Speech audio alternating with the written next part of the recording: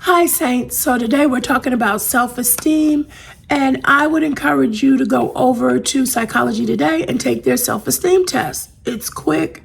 It's 20 questions, and you must answer them in like a 2-minute time frame. If you take more than 2 or 3 minutes, then it's an indication that you're not being honest, okay? Quick answer, period, and then get your results, all right? So go and check that out.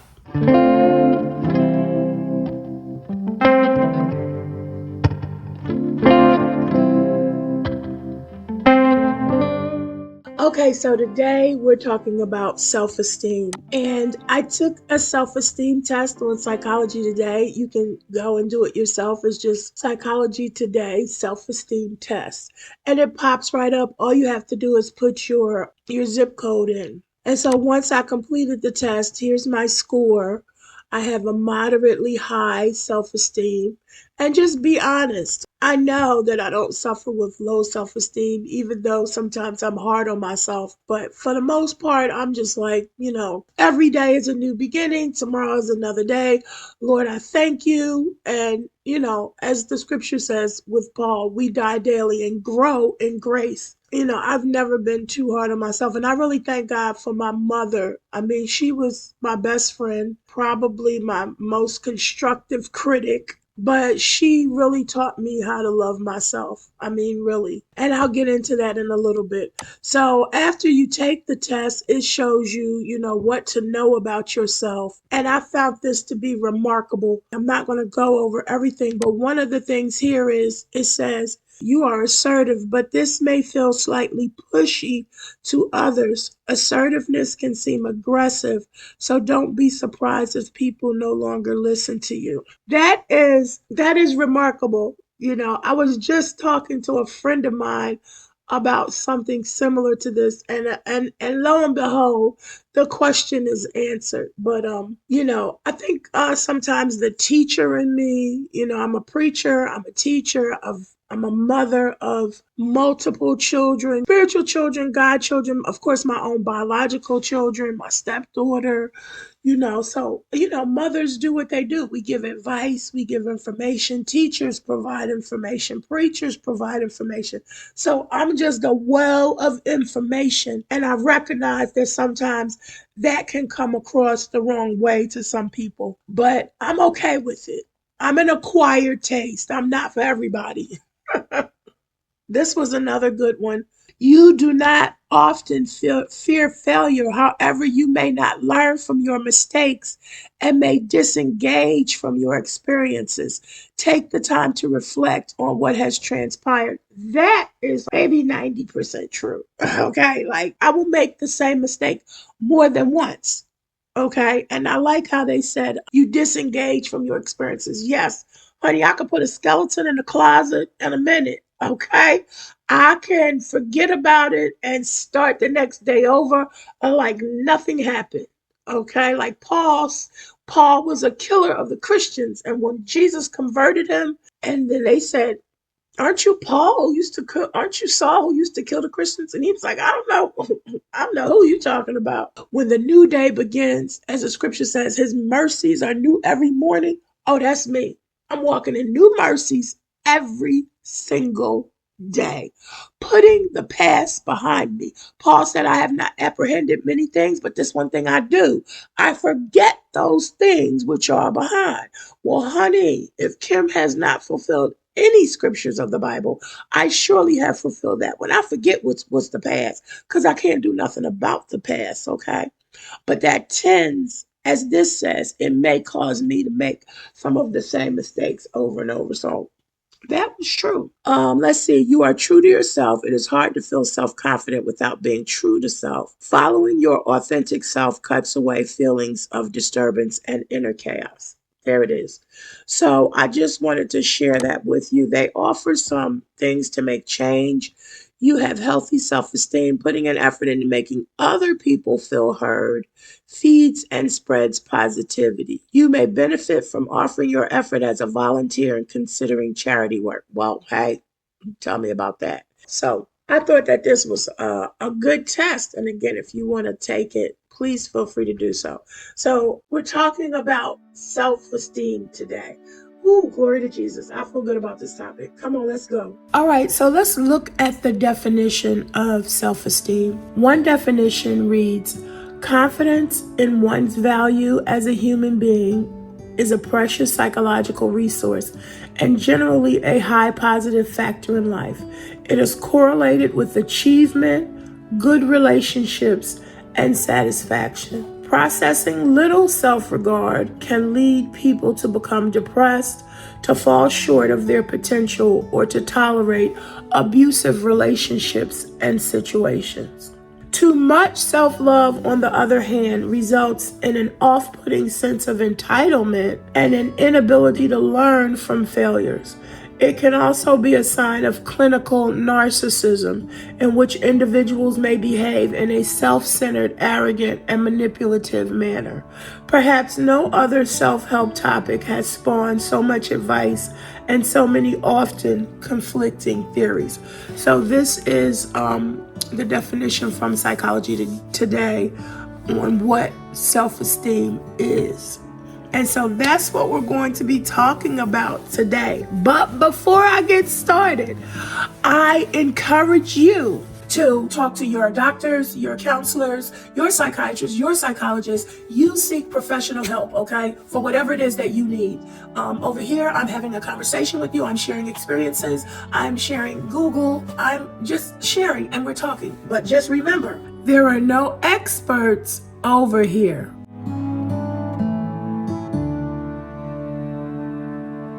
The advice and or conversation that I share with you today is birthed out of a desire to talk about things that a lot of times people don't want to talk about, they don't want to face. You know, we can help one another if we talk about it. Over the years, I've done some powerful workshops, some powerful conferences. I've spoken on college campuses to the young people who never had an opportunity maybe to share some of their deep emotions. And as a result, maybe it was things that happened to them. But as a result of that, it left them with a low self-esteem, carrying guilt, carrying conflict, carrying condemnation, carrying low self-worth. And so I think that it's important to talk about this topic, so that you can learn, grow, and build from it. But at the end of the day, those who have those certificates for helping you, you definitely should seek them. Let's get started. You know, a lady once said to me, I was young, she ended up being my godmom down here when my mother, because my mother lived here years ago, and I ended up going to high school down here. So I moved down to North Carolina when I was about 14 years old. So when I met this lady, she said to me, I'll never forget it. And she said, girl, the way your mother talk about you, I thought you was light-skinned with long hair. And I was shocked when she said that. Like, what? Because, you know, listen, Janie, that was my mother. There's no colorism. There's no racism among the race, okay? You respect your people as a race. You know, I was just surprised that she said something like that, you know. Next, I want to briefly address how we build self-esteem or break down self-esteem in our children. We had a guest come over one day. My daughter Lydia said, hi, I'm Bad, and this is Sneaky.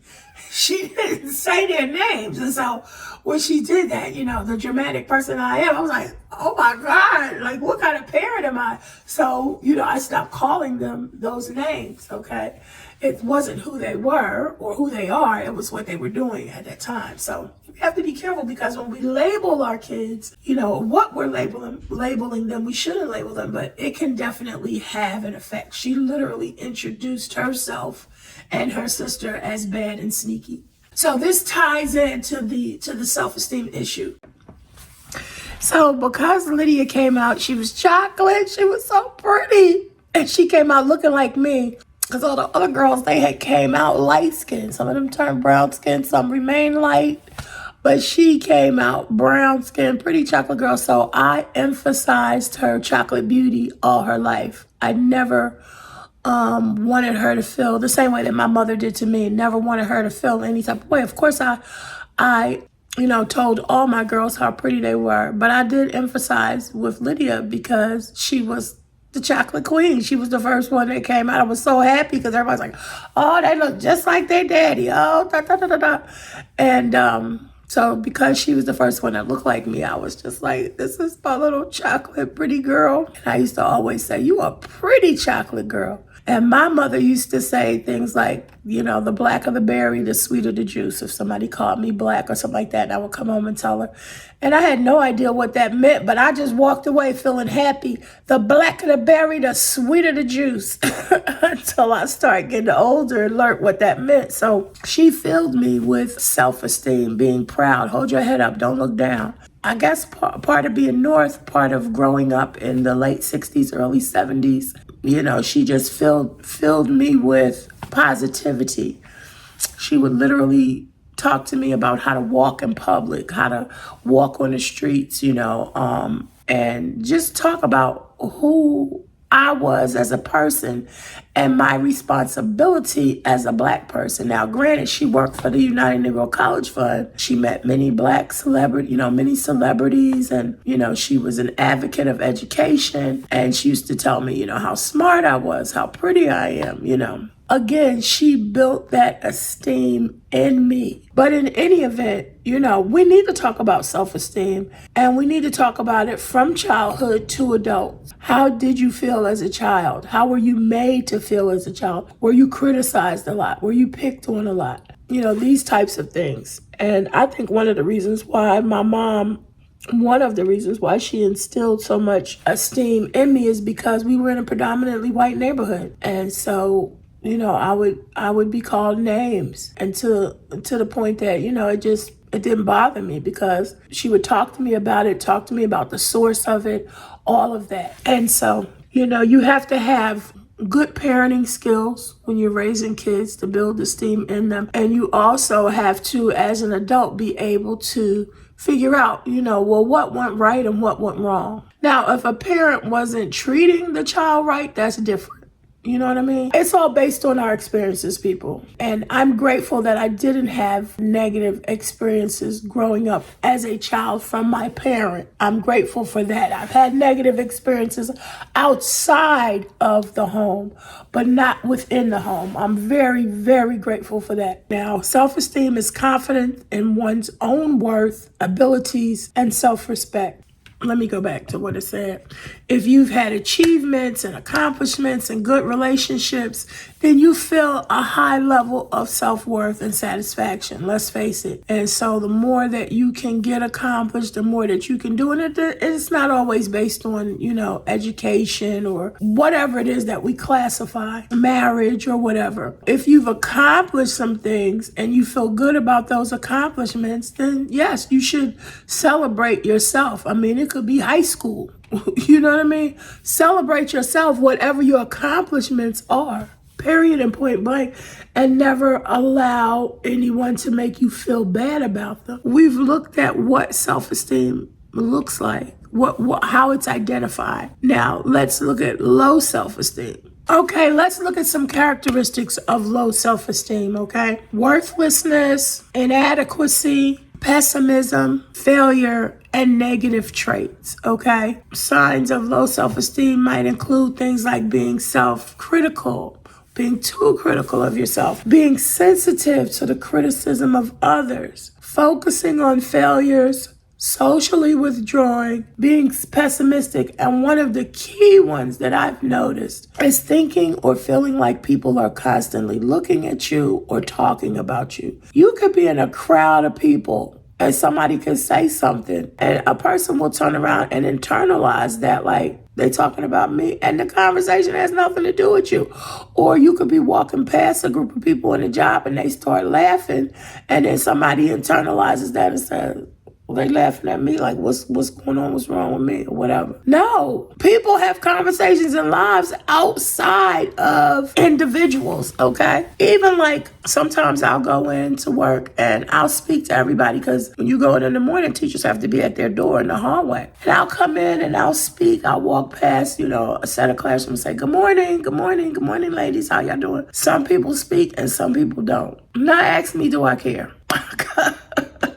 People can be having a bad day. They can be talking. They can be purposefully ignoring you. They could be mean. Whatever their issue is not my issue. It really isn't. So I don't internalize it. At best, if it happens on more than one occasion, or if something else happens to the degree that I know that this person may feel some type of way towards me, then I'll just leave them alone, because, I don't have anything vested in that relationship. So it's not that important to me to say hello and you don't say hello back. If that's the biggest problem I have, then I don't have any. You know what I mean? So we have to learn, or people have to learn in general, not to internalize everything. That's to me an indicator of low self-esteem. Like, okay, next.